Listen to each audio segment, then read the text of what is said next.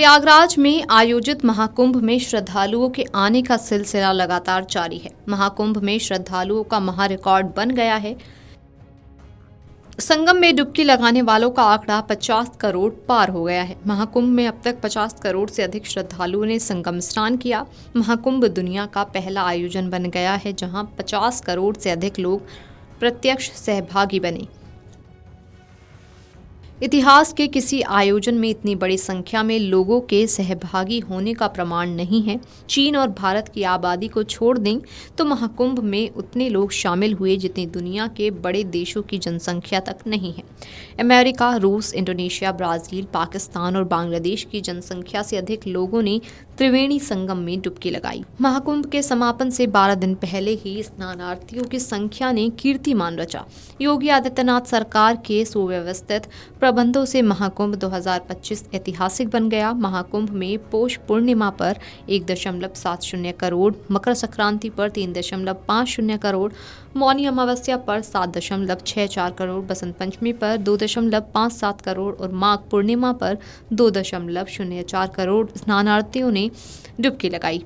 महाकुंभ में रिकॉर्ड को लेकर सीएम योगी ने लिखा कि भारत की आध्यात्मिकता, एकात्मता, समता और समरसता के जीवंत प्रतीक महाकुंभ 2025 प्रयागराज में अब तक पावन त्रिवेणी में 50 करोड़ से अधिक श्रद्धालु आस्था की डुबकी लगा चुके हैं। भारत की कुल जनसंख्या में 110 करोड़ नागरिक सनातन धर्मावलंबी हैं। उसमें से 50 करोड़ से अधिक नागरिकों द्वारा संगम में पवित्र स्नान उत्कृष्ट मानवीय मूल्यों की श्रेष्ठतम अभिव्यक्ति, महान सनातन के प्रति दृढ़ होती आस्था का परिचायक है। वास्तविक अर्थों में भारत की लोक आस्था का ये अमृतकाल है। तो वहीं प्रयागराज में चल रहे महाकुंभ को लेकर यूपी के सीएम ने बयान भी दिया। सुनिए योगी आदित्यनाथ ने अपने बयान में क्या कुछ कहा है। और 12 वर्ष में महाकुंभ के आयोजन के साथ हमें जुड़ने का अवसर प्राप्त होता है।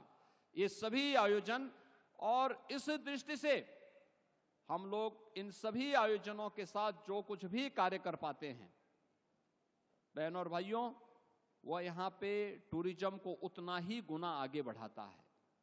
ये मान के चलिए, ये जो 50-55 करोड़ लोग उत्तर प्रदेश में महाकुंभ के आयोजन के साथ जुड़ेंगे, ये उत्तर प्रदेश और देश की इकोनॉमी को कितना इसको बूस्ट प्राप्त मिलेगा, इसका अनुमान आप कर सकते हैं।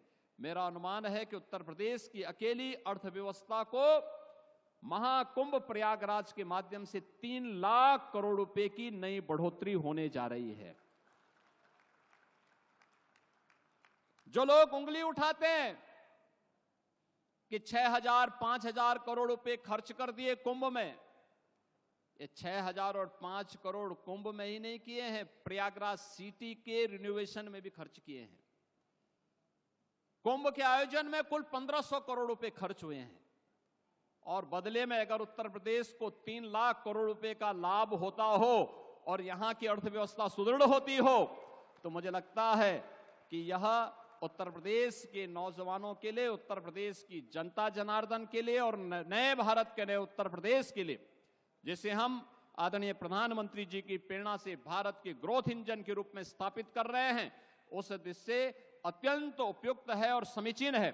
आज के इस अवसर पर लखनऊ को इन सभी परियोजनाओं का यहां पर उपहार देने के लिए आदरणीय रक्षा मंत्री जी का, केंद्रीय सड़क परिवहन और राजमार्ग मंत्री जी का मैं एक बार फिर से हृदय से आभार व्यक्त करते हुए हृदय से स्वागत करता हूं, अभिनंदन करता हूं। आपको बता दें कि माघी पूर्णिमा के बाद एक दिन की राहत के बाद लगातार 2 दिनों से प्रयागराज में फिर यातायात व्यवस्था भी बेपटरी हो गई है।